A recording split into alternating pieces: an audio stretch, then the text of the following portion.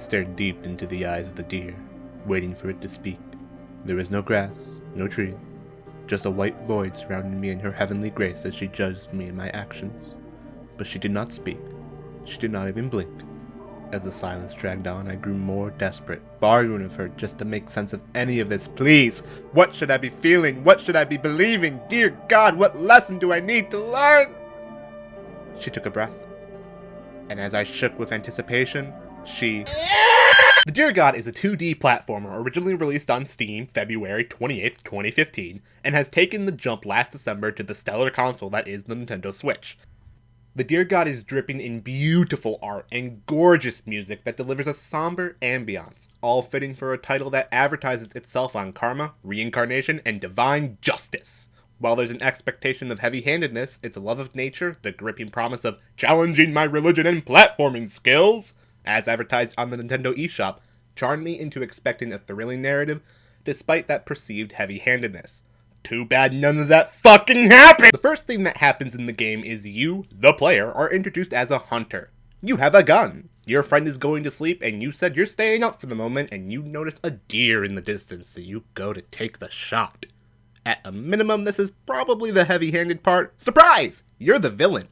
But then you're eaten by wolves because nature delivers divine justice, and you're met face to face with the Dear God herself. She reincarnates you as a fawn, and you're tasked with redeeming your terrible past by learning about your place in the universe.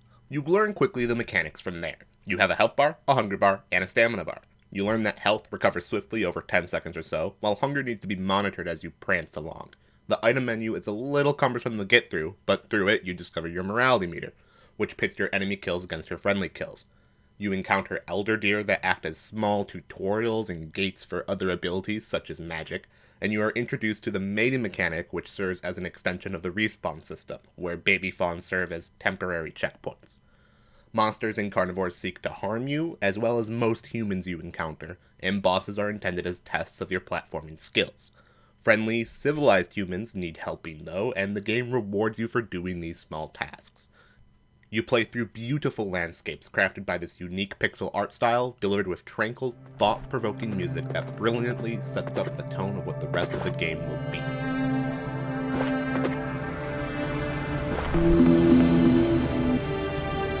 That's it. That's the game. Go home. The game functionally feels like an extended tutorial to something that was supposed to be far deeper, far more complex, both thematically and mechanically. Sure, there are cutscenes, there's dialogue, there's personal choice, kind of, but they feel like afterthoughts or excuses specifically designed so that the Dear God can be advertised to have packaged a compelling narrative. The depth this game offers makes talking about any of it feel like a spoiler, which makes this whole ordeal kind of sad. Let's start with that narrative. You were a human hunter, but in the form of wolves, karma swoops in and delivers you to the Dear God's doorstep, and your adventure after that is advertised as repentance for your crimes as a human hunter. What you expect to learn through gameplay is harmony with nature, and how mankind is disrupting the natural balance of the world. Instead, you're taught that all the cute, fluffy animals of the animal kingdom are the good guys, and you're expected to kill any wolves, alligators, or bears that you stumble across. Fuck you, bears! You didn't love trees enough! You'll come across humans, as was certainly expected since you were a human, but unless that human has a gun, there's a strange twist. Civilized humans are the good ones you're supposed to help, and uncivilized humans are the bad ones you're supposed to run away from or kill. Sure, there's the implication that when a hunter picks up a gun, they become uncivilized folk, but then so too are the ones with the spears. I'm sorry, are people who live off the land awful degenerates looking for their next meal? Never mind technology and guns, the second some dropkick decides they need to be a carnivore, holy deer, can't have that!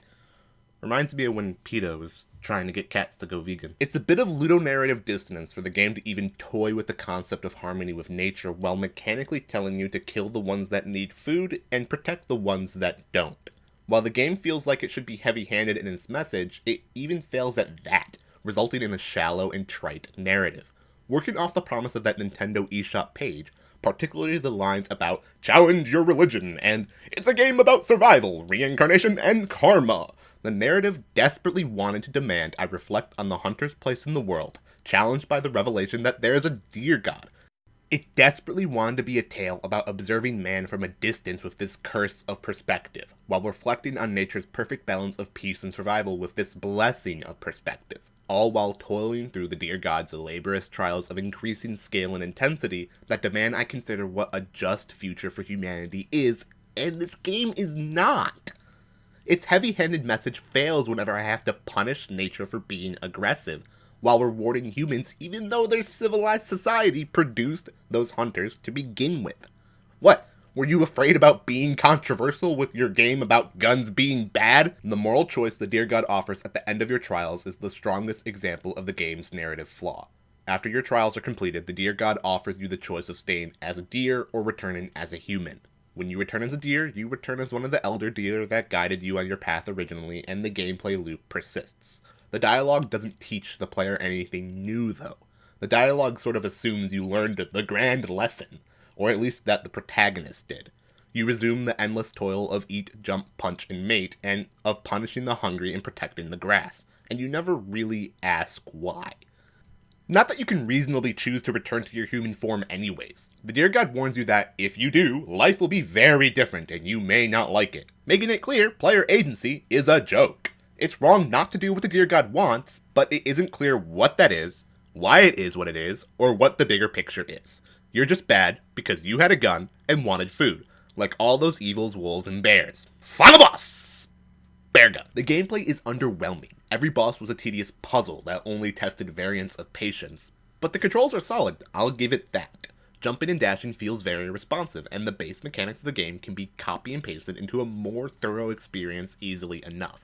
Using items or magic is a mess, but you can ignore them easily enough to get to that moral choice moment, which makes me wonder if the game would be better served by abandoning the item system altogether. I mean it when I say the controls are solid. They could have made a great game with just that, some sort of artsy-fartsy version of Getting Over It with Bennett Foddy, using the ridiculous height as some lofty get in touch with God sort of bullshit, and it would have been a better game. And, oh yeah, the game broke a few times. See, when jumping cliff to cliff while backtracking, I think something didn't load properly in the game, and at one point when I misread a jump, falling didn't kill me. I just kept falling and falling, all the pretty graphics now far and away above me until the screen stopped. The background was slightly glitchy, but still moving, and I discovered that even though my character sprite had disappeared, I was still able to functionally move to the left and right, jump and all that.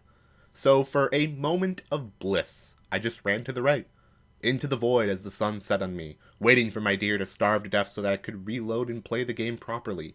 And it was a nice poetic touch that really encapsulated my opinion of the game. Something beautiful that shouldn't have been a game. The second time the game broke was when a baby fawn followed me into a breakable platform over some spikes. A spider forced me on top of the platform, which was a clever way for it to kill me when the platform broke and threw me into the spikes, I'll give it that.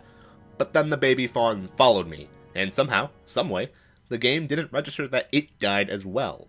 My respawn point became the pit of spikes, so for a minute I watched helplessly as the heavenly hum played high and low on repeat as my sprite respawned into death again and again and again. What? Was I supposed to get good? Is this fair punishment from a game with the complexity of a straight line? The third time the game broke was the least egregious, after having to look up a walkthrough to explain to me that the eagle boss has a non-functioning hit point bar. Killing the bird somehow unloaded the zones to my immediate left and right of the battleground. This time it wasn't so bad. The game has this cheeky mechanic where, even though the map is procedurally generated, if you didn't solve the puzzle you're skipping, the game will just load up that zone again.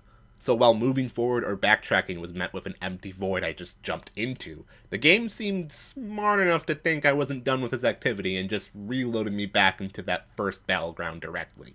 And after a half a minute of stumbling like this, trying to decide whether or not I should reset, the rest of the map just loaded, so it managed to fix itself. Good job. What's actually amazing about this game, the art, the music, the general atmosphere delivered during the standard gameplay loop, is top of the industry, no doubt about that. But if I suddenly stopped talking, and I looped my recorded footage for 10 minutes, that would be a more satisfying product than the Deer God proper. Sure, it puts you in a thoughtful, peaceful mood, but it doesn't do anything with that state of mind. And you need both hands to play the game, so you're left wondering if you're wasting your life reviewing shitty platform reports to the Switch. I don't think I said this yet in this video, but I like this game. I really do. It screams with all the potential I want out of a game, from the pitch to the tone.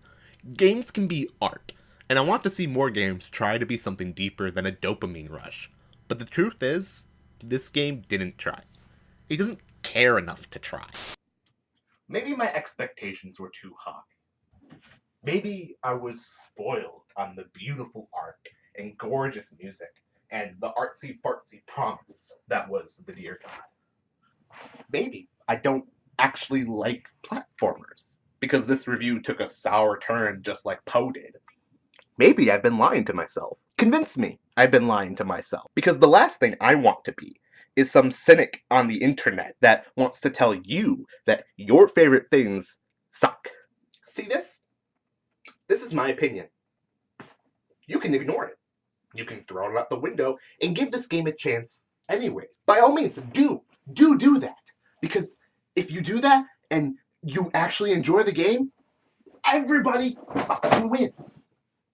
You for having a game you like, Blowfish Studios for getting more money so they can try and make a good game, and me, because maybe Blowfish Studios will actually make something good.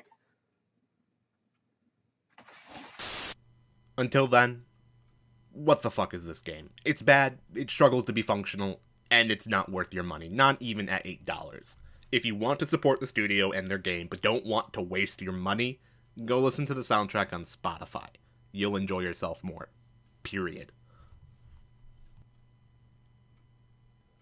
Hey guys and gals, thanks for making it to the end of the video. This was made possible because Gaming Trend likes it when I write articles for them occasionally. Probably. I'm serious about Spotify. Dear God's Soul is there, and you can support the studio in a satisfying manner this way. Otherwise, if you want to see more trigger-worthy content like this, give this video a thumbs up. Both thumbs, actually, by cutting them off and contacting me with video proof that they are in fact your thumbs. Until then, this is International House Husband signing out.